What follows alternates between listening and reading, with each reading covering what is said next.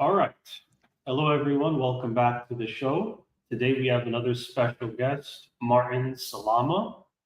Yeah, let's get this started. Can you tell me a bit about who you are, what you're about, and sort of what your message is overall? Sure, absolutely. Well, first thing is, James, thank you for having me on your show. I'm excited to be here with you and explore some things with you. So, as you said, my name is Martin Salama. I'm known as the architect of the Warriors Life Code. And for me, life is an acronym for what I do everything live incredibly full every day. And that's a mixture of being happy and having a meaningful life. Because you could be happy without having meaning in your life, or you could have meaning in your life and not be happy. So it's a mixture of both. Happiness to me is self love, self care, even selfish. Whereas meaningful is selfless. What are you doing for others? What impact are you making on your world, on your community, on the person next to you? So it's a mix of both. Live incredibly full every day, and so that's what my coaching is about, and that comes from many years of my not living that way and creating a program around that and expanding it as I go along to other things as well. But mostly it's about helping people shift their mindset from lack to abundance, or as I like to say, from self conscious to self aware.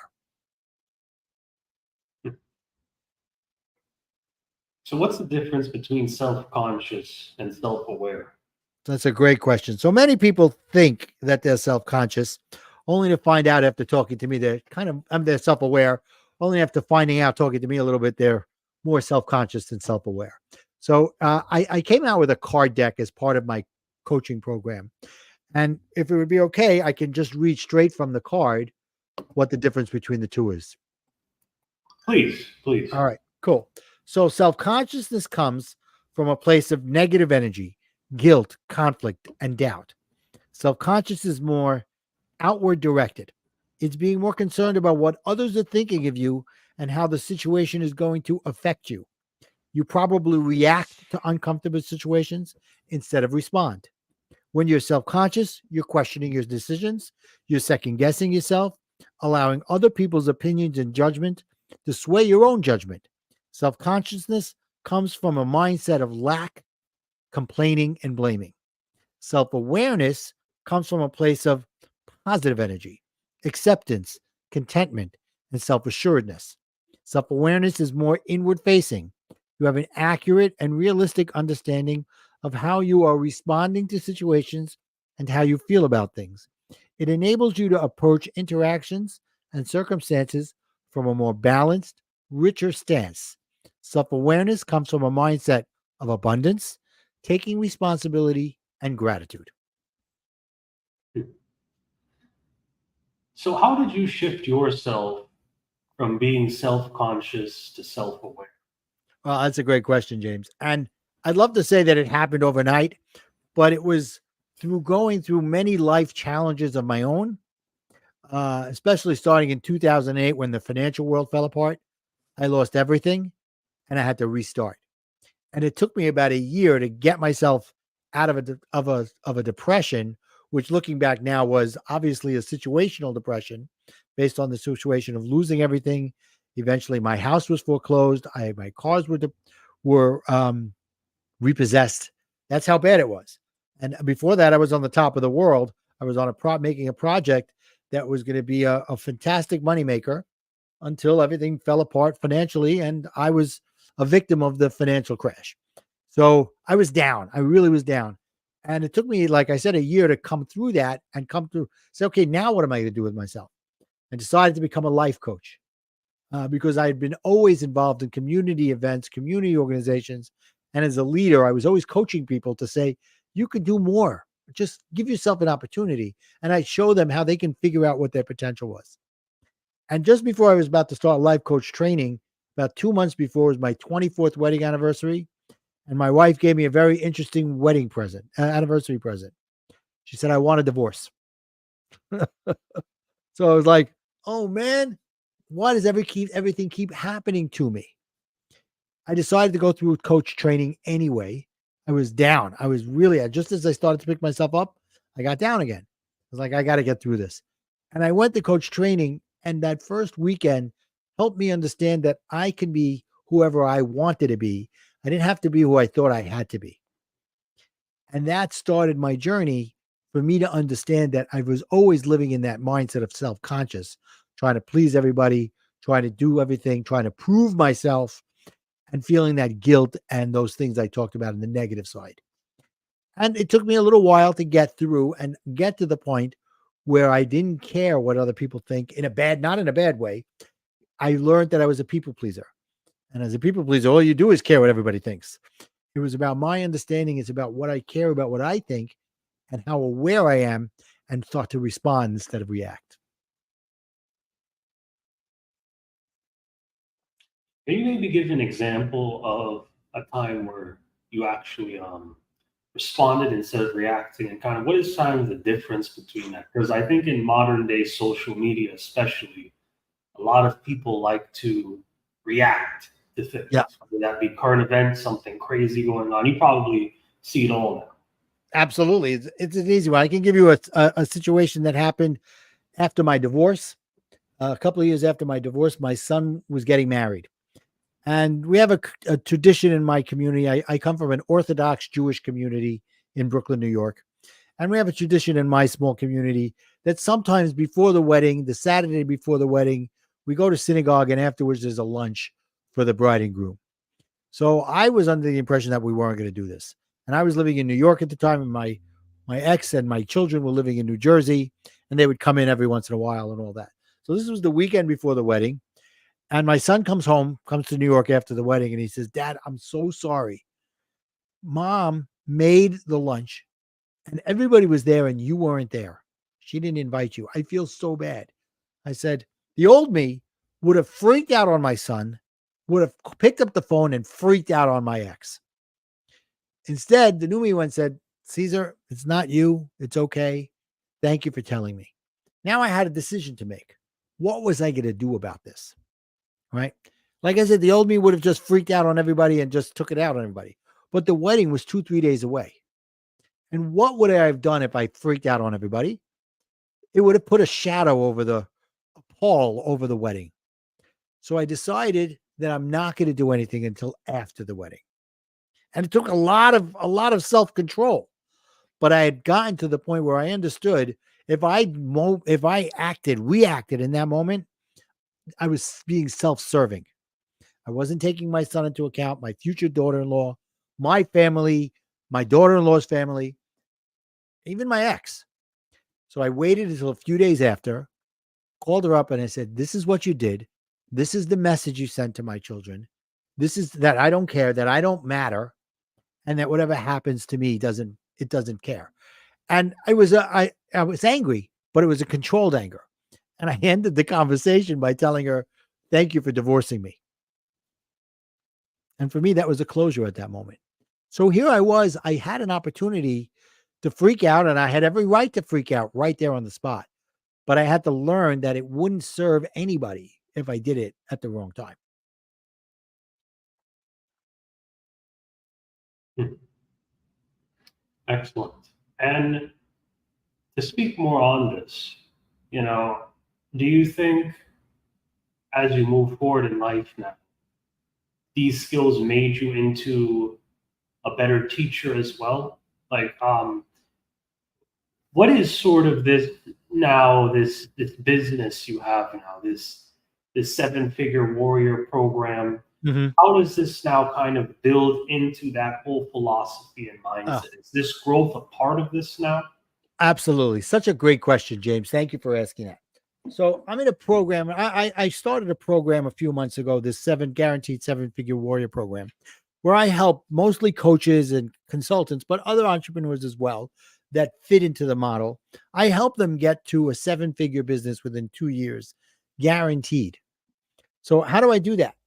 Well, I do that by helping them understand that for a coach to get to a 6-figure business, you need to have the right systems, right? You have to have the right systems in place. But to go beyond that, to get to the 7-figure level, you have to have the right mindset. So I build in the system in the first part of it and the mindset right from the beginning. The system is the nuts and bolts of getting everything in the right way. The mindset is understanding how to shift your mindset so that you feel that mindset of lack, that mindset of self-awareness, instead of that mindset of, excuse me, of abundance and self-awareness, instead of lack and self-consciousness. So in my program, you're getting both sides fed into you so that you're getting the nuts and bolts and understanding that you can do it. You have it in you to build a business. So it's building that self-care, self-understanding, and self-confidence.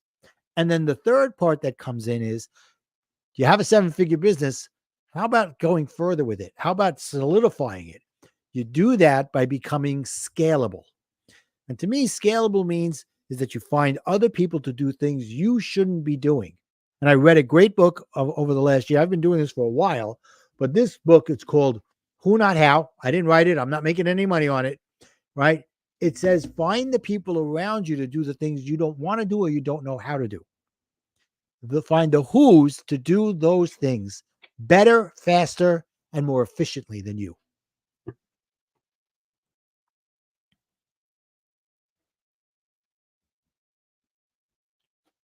Okay. So,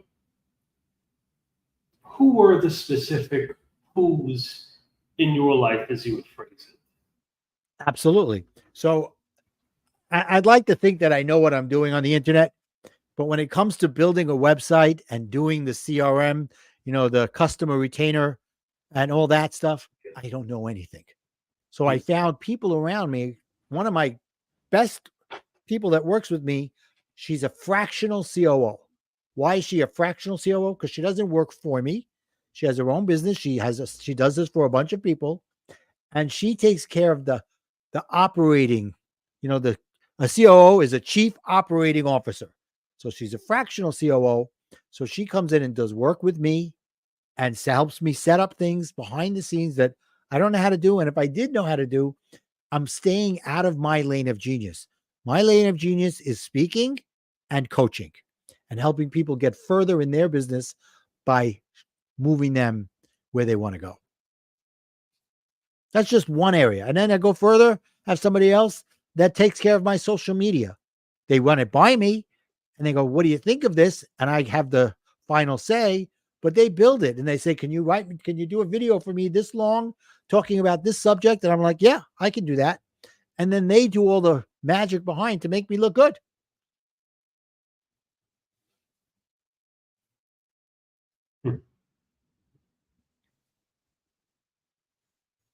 That's excellent. And, it reminds me of this concept of delegation. You pass on certain things to other people so you could focus on what you specialize in. And, I think that's all really, really important. And my next question is, now that you understand yourself so well, what now is your business? Are you now guiding and advising other people now to develop financial wealth, develop financial standing by cultivating these skills and these virtues that you've uncovered over the years? It's really two-pronged. It's the financial wealth and the financial flexibility, but it's also, I believe that's what's also very important in my program is helping people make an impact in the world. It's not all about the money. The money is good and it's important, but what are you doing out there? That comes to the other side of the meaningful part. What are you putting out there? How are you making an impact in the world? So by helping them develop what they're good at, right? And I'm very intuitive in that way. Sit with me for a while, for a short time, and I can help a person figure out where they're going and why they're going there with their help, asking questions. That's what a coach does. It's really in them, but helping them cultivate it so that they can build their program to make an impact and make money.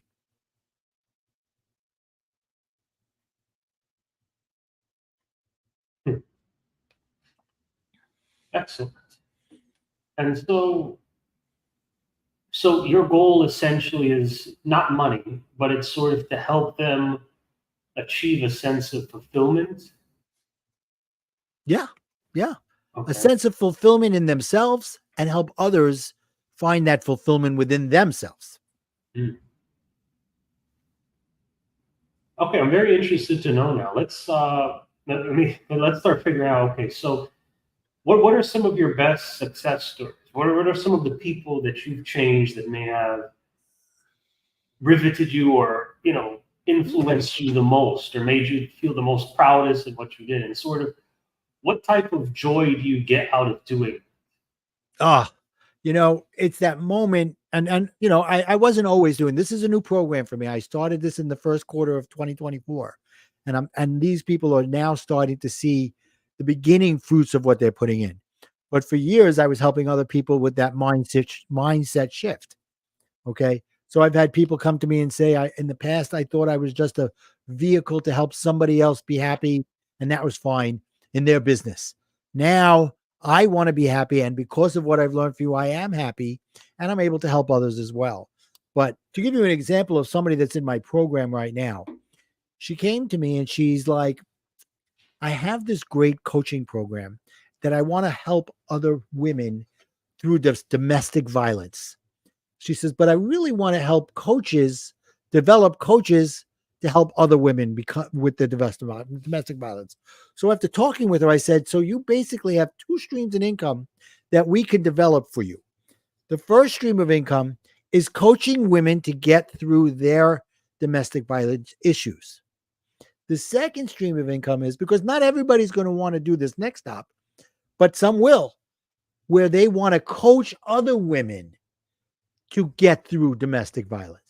So we came through and she says, I want to help 50 women in 50 states to start.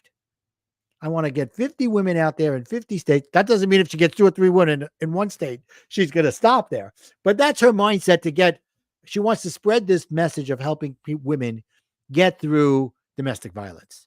So we developed a program using her program and then my program overlaying it on what we're doing to help them get to the point where they have an impact with helping domestic violence, but it's okay to be profitable along the way.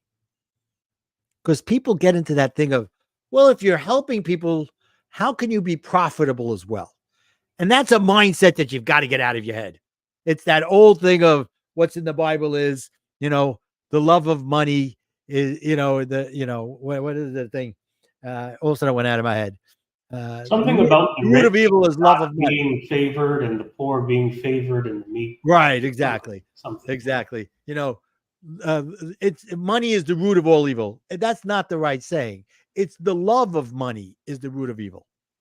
If you're greedy, that's a bad thing. Money is not a bad thing. Right? Money can do a lot for people, but I like the idea of helping them have an impact. And this woman is going to have an impact on a lot of people with this program that she put together. So when we talk about this too, what about this idea of sort of helping them to avoid this desire to not ask for anything in return? Where do you think that sort of stemmed from? Do you think that actually can be a form of self-consciousness, as you I think so. mentioned before? I think so. I think, it's part of that. How can I charge for this? How can I ask someone to pay me for this? And it has to do with understanding your own self-worth. And that comes with the self-awareness and the self-care, is that if you have a service that can help people, by not helping the people because they're afraid to charge, you're doing a greater disservice. Mm.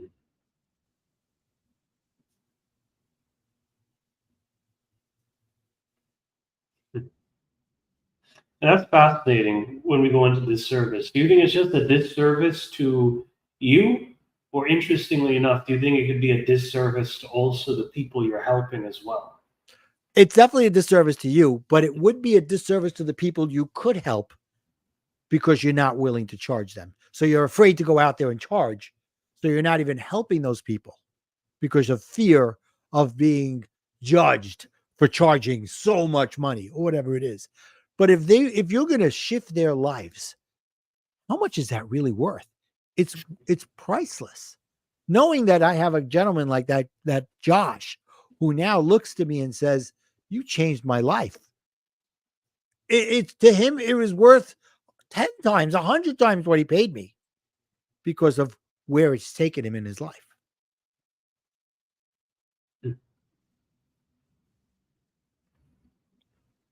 You mentioned Josh. We spoke about a woman there. So is Josh a different person? Josh is the first person that I mentioned that said he felt like he was a vehicle for other people's happiness. Mm-hmm. This other woman, her name is Andrea. Okay. So when you help this other woman, how did that sort of make you feel internally?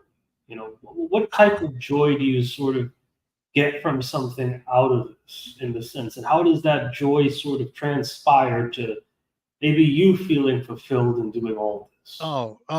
It's a wonderful feeling when we're on. What I do is I do one-on-one coaching in a group setting, right? So when we're on our group coach calls, and she's telling me the success she's having, and when it was funny because when she first heard about my program, she says, "Are you going to try to change my program with what I'm doing? Change my coaching program?" I said, "I can't answer that question. I don't know your program." Right? Because she says, too many people come along and they tell me they want to change my program and they don't even know what I'm doing. I said, so exactly, I can't do that. I said, but what I can say is if there needs to be changes, we'll make those changes together. So as she got involved and she saw that my business model can be fit into what she was doing, she was like, thank you for telling me I don't know. Instead of saying yes or no, I said, we can figure this out together. So for me, it was my satisfaction is that she had the trust and belief that what I was saying could really happen. And now she took a leap of faith and it's paying off for her because it's starting to pay dividends. She's going out there. She's showing it to women. They're coming back and saying, I love what you're putting together here. I want to be involved in that. So for me, the sense of, especially with a woman who's out there spreading a message about helping women who want to free themselves from the domestic violence that they have in their lives, that's an unbelievable feeling for me.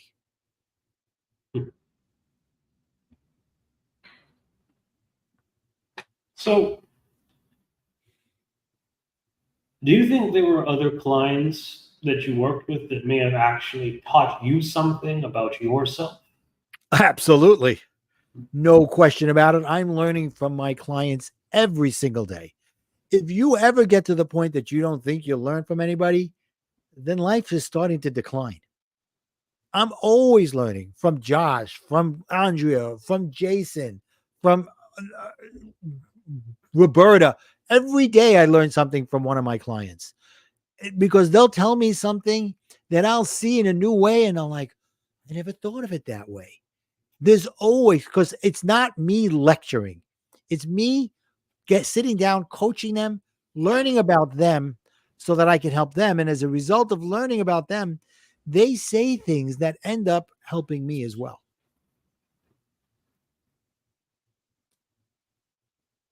Especially in the coaching world, because most of the coaches out there that I deal with, by the time they're getting into my program, they vetted me. I vetted them. I know I'm getting into a relationship with somebody that's got value.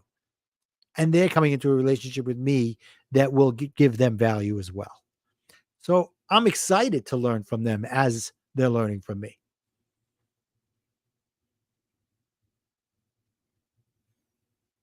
So as we kind of build into this now, what is the program? Why is it called the Seven Figure Warrior Program? That sounds like a very specific name. What was the construction of that name, and what was the thought process in making a name like that? Yeah, it's a great question. So in 2008, when the financial world fell apart, I lost everything, right? And I had to rebuild my life. And in that process, I got divorced, and that just knocked me down as well. And that's when I decided to become a life coach. Right before my divorce was, my wife came to me for the divorce. I decided I was going to try something new and become a life coach. And went into that, and it was the turning point of my life going there, because I started to understand who I was for the first almost 50 years of my life, and that I was a people pleaser, and that I took everything personally, and that I had a short temper, and I needed to always feel recognition. And I started to release these things from me. And that was all part of my self consciousness that we talked about at the beginning, and understand that I was trying to help everybody else without taking care of myself. So that's how it started. And then a few years later, I started out first as a divorce recovery coach. Makes sense. I recovered from divorce. I wanted to help others as well. And that evolved into my coming up with the idea that I want to help people enjoy life so that they can live incredibly full every day. That's my acronym, LIFE. Live incredibly full every day. Happiness and meaningful lives. And then I said, okay, I watched as things started to change for myself. And I put the program, I'm putting the program together. I started dating. I found a woman. We got married. We've been married for almost 6 years. Now it comes to 2020. Something crazy happens in the world in March of 2020, James. This word called COVID comes into our world. You remember that? Yes. Right. So we all become locked in our houses. And then they're like, it's only going to be 2-3 weeks. I'm like, okay, we'll see what happens. 2-3 weeks, we're still there. 2-3 months, we're still there. I turned to I'm going out every day. I'm putting on the mask. I'm even putting on gloves. I'm going shopping to the supermarket, whatever. My wife is now working from the house. The kids are learning from the house. Her children, my children, are 2 of them are married. Another one is 30 years old on his own. Another one lives with her mom most of the time. But we're good, right? And all this is happening. And I tell my wife, I live in New York, Brooklyn, New York. Let's go to Manhattan. Let's go to the city. We drive to the city. And if you know anything about driving in New York City, to go down Fifth Avenue could take you a long time. Well, that day I was able to go straight down Fifth Avenue without missing a traffic light. That's how few cars were out. That's how few people were out. And I looked around and I was like, where is everybody? What is everybody so worried about? And I realized that the 10, 12 years before that, losing all my money, going through a divorce and other things had gotten me to understand that whatever comes my way, I can get through it. Because instead of things happening to me, is how I felt after my divorce and after losing everything in 2008, which is me blaming everybody else, things happened through me. I'm responsible for what happens in my life, right? So I got onto Facebook and I said, guys, I get it. I know why you're worried, because you're not seeing the big picture. Let's get together and let me show you how to go from being a worrier to a warrior. So that's where my warrior comes in. So now I help people understand that you can get through anything, because if you've gone through adversity and you've come through the other side, you're a warrior. So I put the warrior into this program as well. Okay, so a warrior is essentially someone who has what you would say grit. Yeah, they've gone through the fires, and they got burned, and they figured out how to get better as a result of them and gotten stronger. So how did you begin to teach someone this warrior philosophy? And I think the next thing is a sort of this idea of guaranteed 7-figure. Yeah. What are the components of that? I know Sure. we're inching through the name here, but I just want to get Absolutely. every aspect of it. No, 100%. That's what we're here for. So first thing is, I help them understand that you have to have the right mindset for yourself. That's where the warrior comes in. Building your mindset to go from lack to abundance, right? From self-conscious to self-aware. And then I bring in the nuts and bolts at the same time of a business. So why do I guarantee it? I'll tell you why. Because I'm going to get them to 7 figures. Okay. But it's not those kind of programs that I've been involved in the past that I bought into, where they said, oh, this is going to be a done for you or a done with you program. And what I found them to be, James, they were done to you programs, because they take your money and they say, oh, watch these videos and do these things, and everything's going to be hunky-dory and it's going to be great. But they don't tell you that there's a lot of things that you don't know how to do. And if you don't know how to do it, you're not going to succeed. So I said, I'm going to put together a program where it's comprehensive and we hold their hands and we do these one-on-one in group settings so that the other people that are listening could learn as well, as we talked about earlier. You could always learn from other people in the group. They may have a question that you didn't think of that now gets you going down another way and thinking of a different way. So the nuts and bolts are there. The mindset is there. Now, how do I guarantee it? Because I use something called the risk reversal strategy. I tell them the cost of my program is this, but I'm only going to ask you for 12.5% now. Only 12.5%. And then you don't pay me again until you get financial results from the work we're doing together. So I'm not just coaching them on information. I'm coaching them to get results. And along the way, they're also going to get the infrastructure that they need for the website and some pages that are templates, as well as putting together for them a done-for-you workshop so that they're successful. Each thing, they come along as they're going, and we show them how to find their right fit client and their right fit audience. So it's a risk reversal because I'm telling them I'm putting the risk on me because I'm not successful until you're successful. And then when you're successful, how much do you want to pay me to keep being even more successful? And there's a limit. I'm not asking for you to pay me forever. When you hit the numbers, when we get to the $1 million, you're done. You pay me the last payment, but we're still partners together in different ways because I want to build relationships with these people to help them go to 7 figures, 8 figures, and whatever. So, and then we come up with different things, but it's right now getting them to 7 figures. And I can do it within 2 years if they follow what I tell them to do, even less. But I build in a little bit of who knows, life may get in the way. One of my clients, a month or 2 months after he signed up, had an appendicitis attack. And as a result, he's had other health issues come along. So I'm contacting him. When you're ready, I'm here for you. And he's doing it at his pace.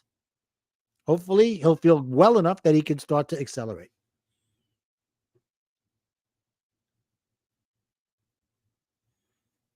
Excellent.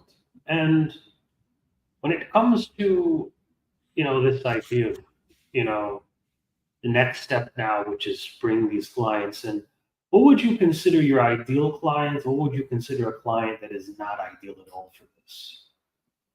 That's a great question. To me, an ideal client is someone who understands as a coach that they have something to offer and they're not sure how to get it out there, but they're also willing to do the work and willing to take an understanding that the way they've been doing things maybe isn't the best way and that it's okay to try things and see how they do it. Don't wait for the plane to be built to start flying. The client that is not ideal are a couple of different ones. One who thinks they know it all and not willing to listen, not willing to learn, not willing to grow. And one who's afraid to take a chance because they think they may fail. You don't learn if you don't fail. Failure is what I look at as a way of saying, I know. Look at Thomas Edison. He had 1,000 ways of how not to make a light bulb. He said, they said, you failed 1,000 times. He goes, no, I figured 1,000 ways how not to make a light bulb until I found the way to make a light bulb. So it's about willing to take a risk, but in the right type of risks. And someone who's not willing to stretch themselves, they're already telling me they're not willing to do the work for themselves. Okay.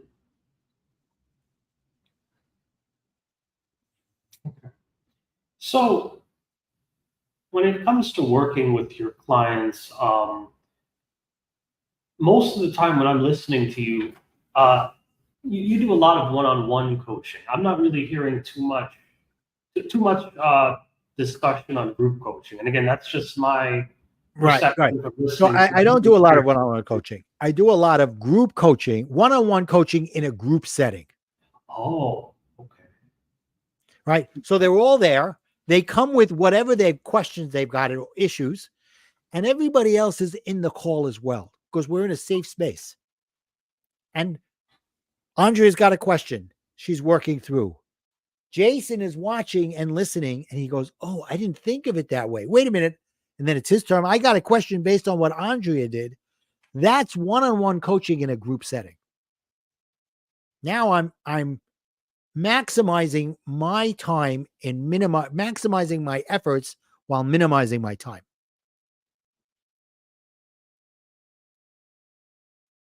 And I teach the same way for them.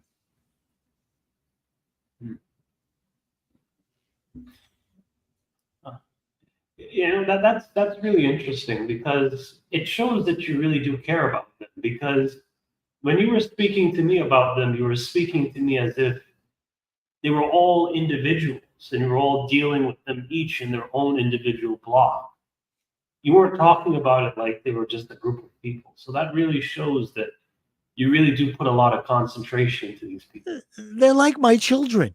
You know, I care about each one of them. That's why I say they vet me, I vet them. I want to make sure who's ever going to come into this program, the chances of success are great because we understand each other, we've clicked, and they're willing to do the work, and I'm willing to give them everything I've got of me because they're willing to do the work.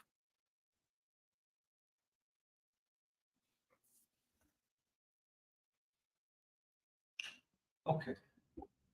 When it comes to that willingness to do the work, though, how do you see that?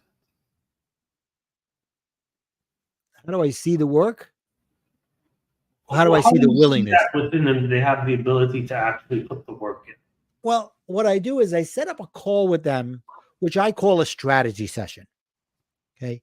And the first part of the strategy session is understanding who they are now and who they want to be. Before I even talk about my program, I'm qualifying them for themselves as well as for me. I'm going through a series of questions and I build a mind map on their questions, on my questions and their answers to see how much do they really want what they say they want and how coachable are they and what are they willing to do. I'm not asking them to put in 40 hours a week. I'm asking them to put in a few hours a week so that they can get where they want to go by following a proven system that I've learned from someone else and cultivated to be on my way of doing it.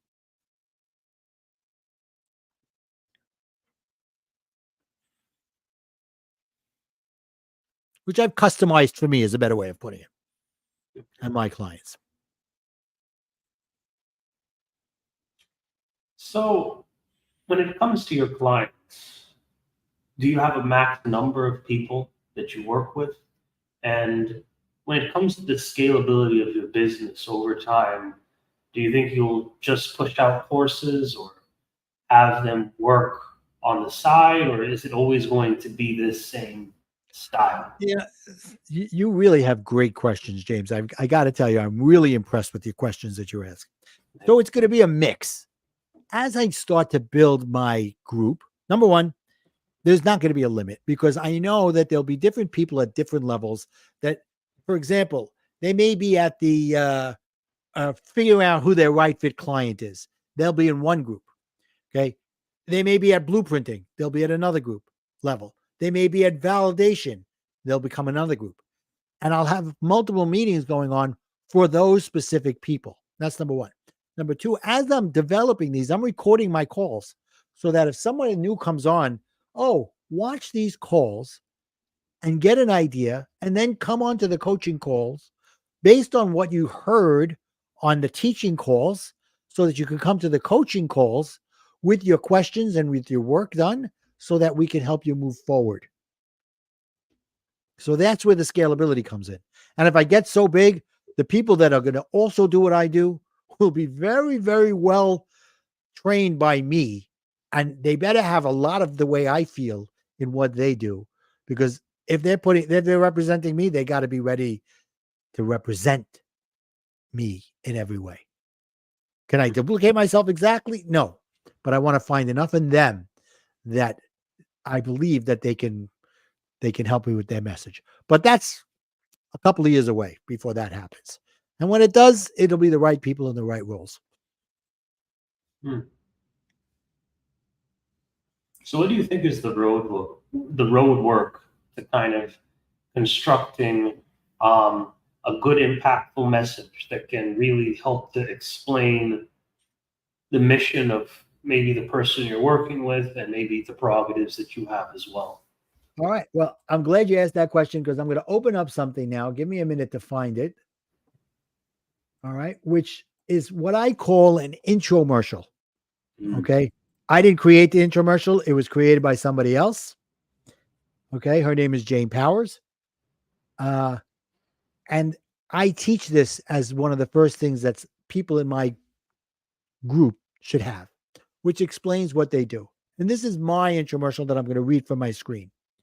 Coaches and consultants hire me to bring order from chaos and empower them to embrace their leadership roles as visionaries in their field and to stop being the bottleneck to their success because they're tired of the stress from wearing all the hats, constantly putting out fires, and dealing with inconsistent cash flow.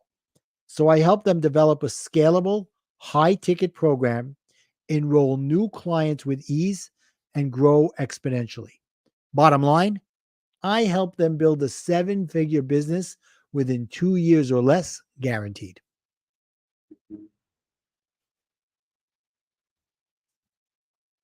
So that's like their elevator speech.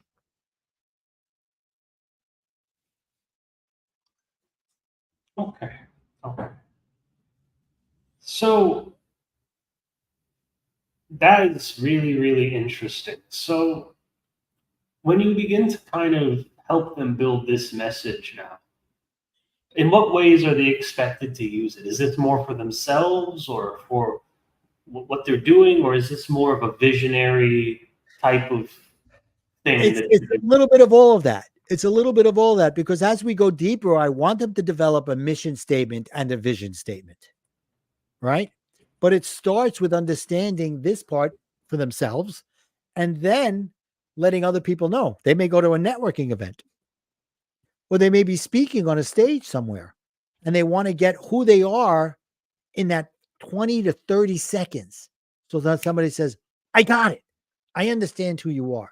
And now I'm interested in what you're saying because you're speaking to me and you understand where I'm coming from, whatever their message is for that audience. Right. So it's for you so that you have clarity as to who your right fit client is and right fit audience. And there's a difference. A right fit audience could be health professionals. A right fit client is a chiropractor. He's a health professional, but it's a little more niched.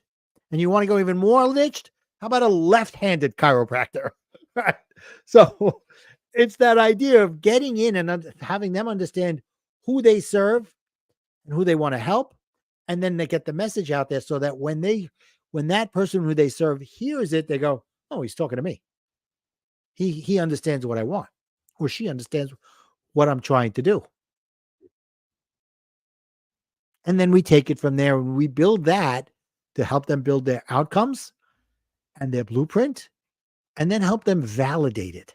Before they do anything, I show them a way to validate what they're doing before they go out and say, okay, I've got this great program.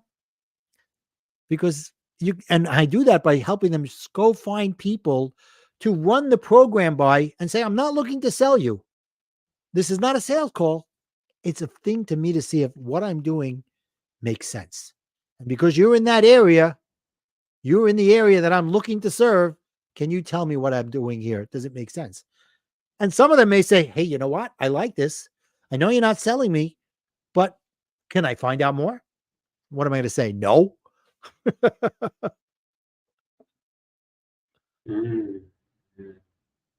I don't want to give away all my secrets, James. Yeah, and what you're getting into now is sort of this idea of kind of total market value, kind of analysis, trying to see from your audience, you're trying to get audience feedback. And, Mhm. this is all really, really good stuff. And I would say, this has been an amazing interview, but what is kind of the future of your business? What is the future of your goals right now? That's a great question. The future of my goals is to get within the next 12 months, 25 to 40 people going through the system and coming out the other side with getting to that seven-figure income. Hmm.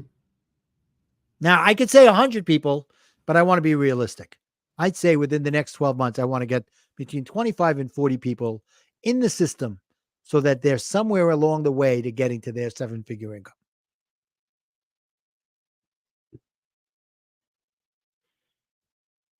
Okay. Now, this is kind of a closing question I like to ask too, but if you could go back in time and maybe speak to your younger self, what would you say to him? Oh, that's an easy one for me. I would go back to my 12, 13-year-old self who was at the time, they used to call it we were picked on. Okay. But really, we were bullied. And I would say, number one, don't take everything personally. And I learned that from Don Miguel Ruiz from the Four Agreements. All right. And number two, I would say, don't worry, everything's going to work out. Just believe in yourself and it'll all work out. Okay. So, are there any final closing words you'd like to say to the audience before I let you off here? This has been a really good interview, and I definitely learned a lot. I think a lot of people out here will also learn a lot too. Thank you so much. I would say that remember what I said in the beginning about self-conscious versus self-aware, but go out by every day waking up and writing down 3 things you're grateful for. Just be grateful and don't look to complain. And then go out and make somebody laugh today. And when they laugh, thank them. Thank them for filling your quota to make somebody laugh. Because you could make somebody laugh easily, but by making them aware of it, you've now given them a gift as well. Excellent. And are there any ways, the audience here could reach out to you, contact you? Do you have a Yep. LinkedIn, Instagram, Twitter? Definitely through LinkedIn, Instagram. You can find Martin Salama or the Warriors Life Code, or you can go to connectwithmartin.com. On there, you can get my book, you can get my cards, my card deck. You can make an appointment to learn some more about what I'm doing. And there's some other free gifts there as well. Some of the things I teach in my book and my cards. Okay. All right. Well, Martin, thank you again for being on the show. And I'd also like to thank everyone else for watching this show. I will see you all next time.